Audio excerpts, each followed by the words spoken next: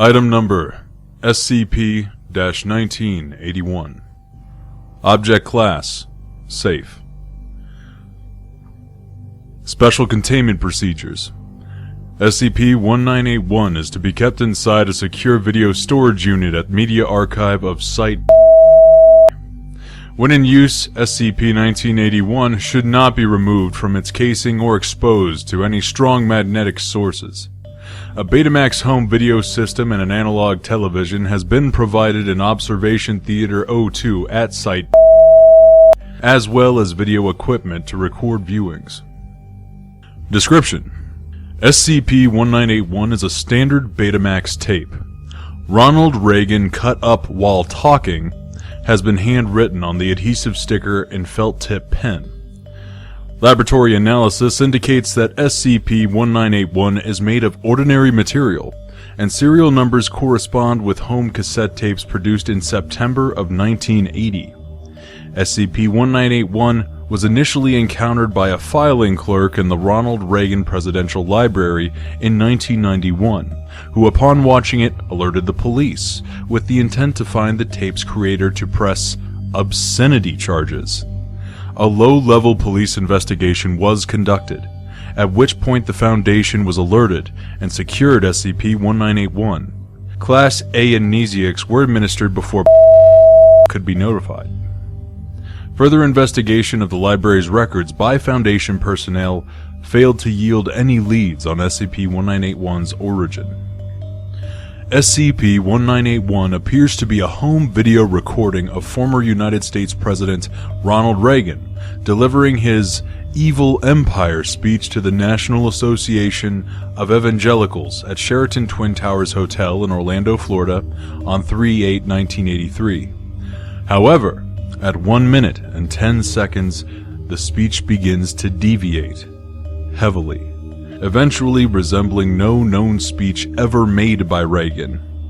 Beginning at approximately 5 minutes, multiple incisions, lacerations, and penetration wounds can be seen slowly inflicted, though no corresponding source of these wounds are visible.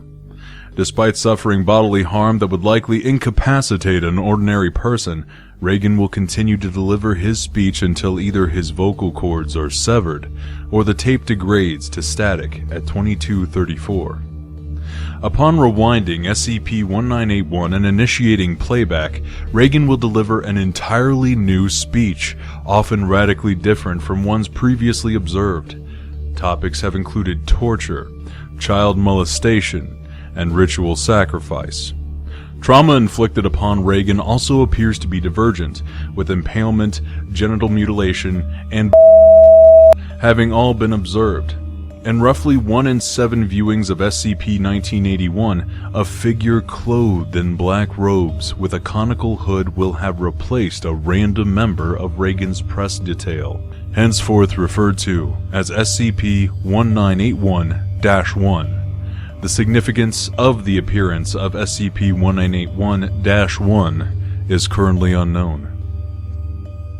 The speeches delivered by Reagan are mostly incoherent, lacking any sort of underlying thematic structure and largely being composed of nonsensical anecdotes and parables.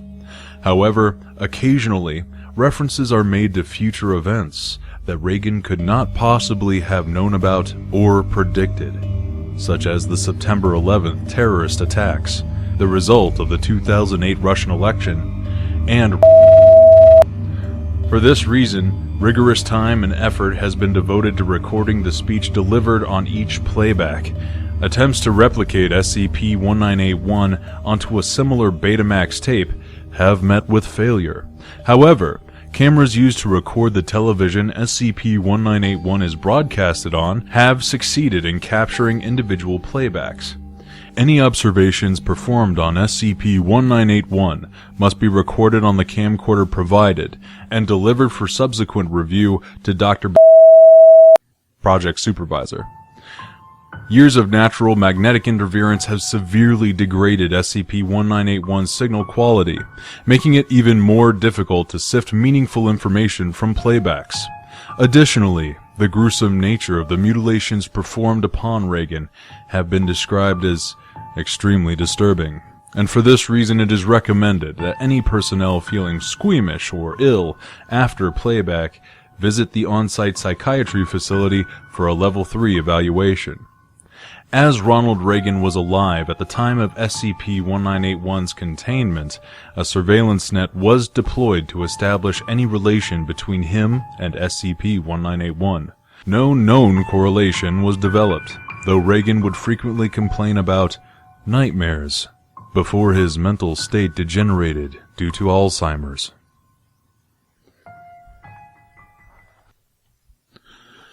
Excerpt from video transcript of recording made on 93. At 17 minutes and 24 seconds. A renewal of the traditional values that have been the tenets of this country's strength.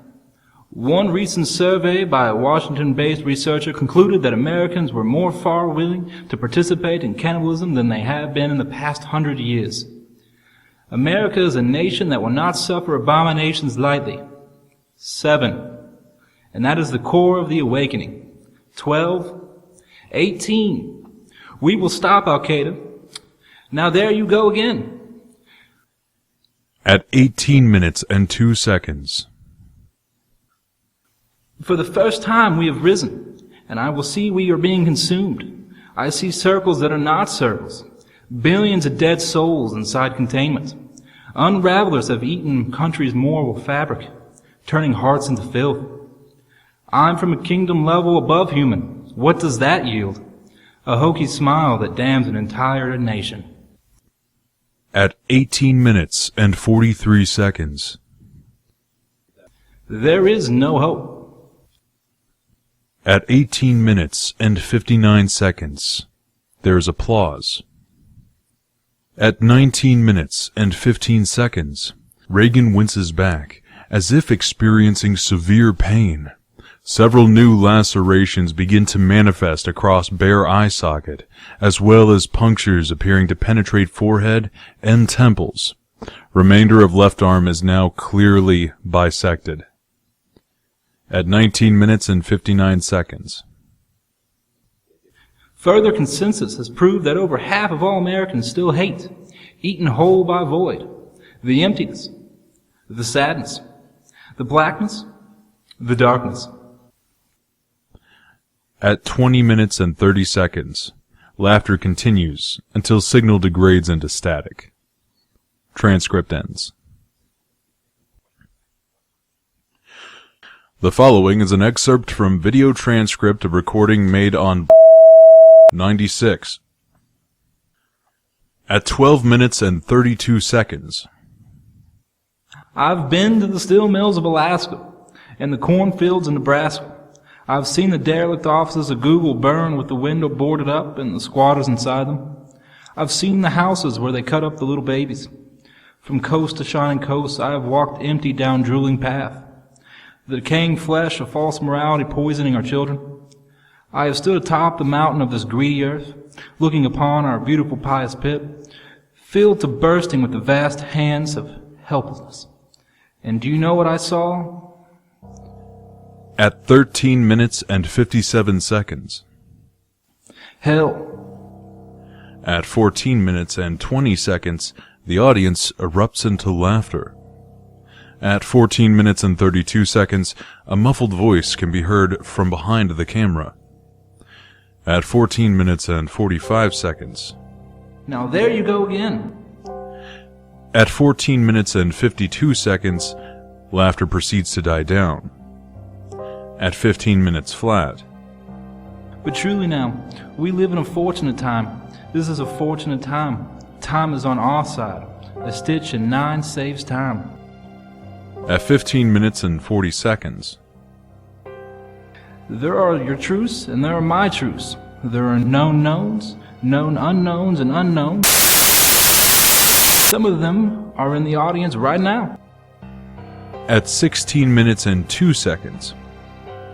At this stage, wounds inflicted upon Reagan's neck appeared to be so severe that it can no longer support the head. Speech degenerates into gurgles as Reagan violently jerks forward, spine being severed cleanly and the head only being loosely connected to the body by strands of muscle tissue. Body remains animate for the next 3 minutes and continues to gesture as spinal column appears to be withdrawn from the neck cavity, before finally collapsing. Tape degrades into static at 22 minutes and 34 seconds. End transcript. Video transcript of recording made on 02. Redacted.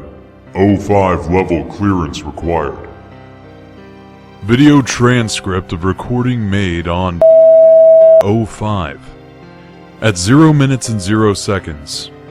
Long shot of podium, as well as many chairs normally occupied by Reagan and entourage. Curiously, this is the only recording that lacks both the intertitles and the presence of Ronald Reagan. At 0 minutes and 30 seconds, camera zooms in on podium. At 2 minutes and 55 seconds, entity known as SCP-1981-1 enters shot from left and stands at the podium. Remains motionless for remainder of film. At 22 minutes and 34 seconds, tape flashes to single frame intertitle with words, "I see you," colored in red. Holds for 7 seconds, then immediately cuts to static. No further signal for remainder of tape. End of transcript. Note: this is the last known sighting of SCP-1981-1. SCP-1981-1 has been absent in all subsequent playbacks. If observed, staff are advised not to attempt to communicate with SCP-1981-1 and to alert any Level 4 supervisors on duty.